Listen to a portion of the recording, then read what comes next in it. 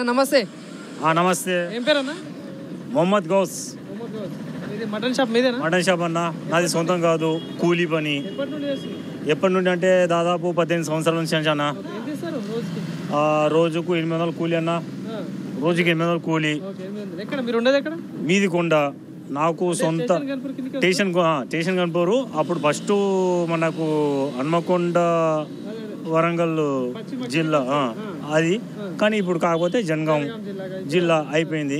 కాకపోతే నాకు భూమి లేదు, జాగా లేదు, నాది ఇంటర్ క్యాస్ట్ మ్యారేజ్.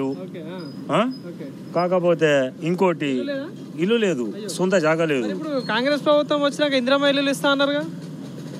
ఇందిరమ్మ ఇల్లు ఇస్తున్నారు, కానీ ఫస్ట్ దశ మొదలైంది ఇప్పుడు. కానీ సెకండ్ దశ నాకు జాగా, సొంత జాగా ఉన్నప్పుడు వాళ్ళు ఇప్పుడు కేటాయిస్తారు, కానీ రెండోది స్థానము మనకు జాగా లేదన్నా. నేను అవర బతుకు, ఇంటికి రాయి రెంట్కుంటానా, దాదాపు 30 ఏళ్ళ కానుంచి ఉంటానా. అడగలేదా మరి? మీ ఎమ్మెల్యేని అడగొచ్చుగా, నాకు ఇల్లు లేదు మరి ఓటేసిన. అందరు దొంగ నా కొడుకులు, అందరు దొంగ నా కొడుకులు. కడియం సియరి మాత్రం వచ్చినాకనే నాకు బరాబరి రేషన్ కార్డు వచ్చింది.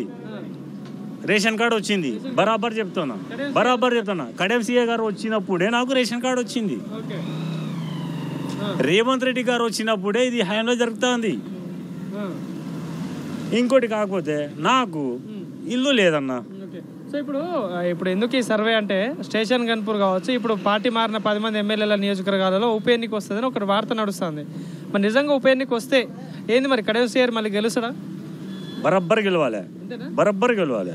Kadiyam CR king of the maker. ఎందుకు గెలవాలంటే ఆయన నీతి నిజాయితీ పరుడు. పనులు చేస్తున్నాడా మరి? అభివృద్ధి చేస్తామని వచ్చిండటగా. చేస్తాడు, బరబ్బర్ కృషి చేస్తాడు. టీఆర్ఎస్ పార్టీలో గెలిచి కాంగ్రెస్ పార్టీలో పోవడం తప్పు కదా? తప్పు. కాంగ్రెస్ ఉన్ననే మాత్రము అది న్యాయం, కానీ అక్కడ జంప్ అయ్యి ఇక్కడ జంప్ అయిన కదా, ఒక తప్పు రాంగ్ స్టెప్ చేసిండు. కానీ ఇప్పుడు మనం కూడా ఎట్టో అట్టో చేస్తాం కదా, ఆయన కూడా కొద్దిగా చేసిండు, కాకపోతే కరెక్ట్ అభివృద్ధి. సో మరి స్టేషన్ గన్పూర్లో అభివృద్ధి పనులు కావచ్చు, ఈ పథకాలు పేదవాళ్ళకి అందజేయడంలో కడియం శ్రీహరి ఎట్లా ఉంది పనితీరు? మంచిగా ఉందన్న, బాగానే ఉన్నది. కలుతాండు చూస్తాండు, అంతా చూస్తాండు. ఇప్పుడు రాబోయే రోజుల్లో సర్పంచ్ ఓట్లు వస్తున్నాయి, ఎంపీటీసీ జెడ్పీటీసీ ఓట్లు వస్తాయి. సో మరి ఏ పార్టీకి ఎక్కువ ఛాన్స్ ఉంటుంది?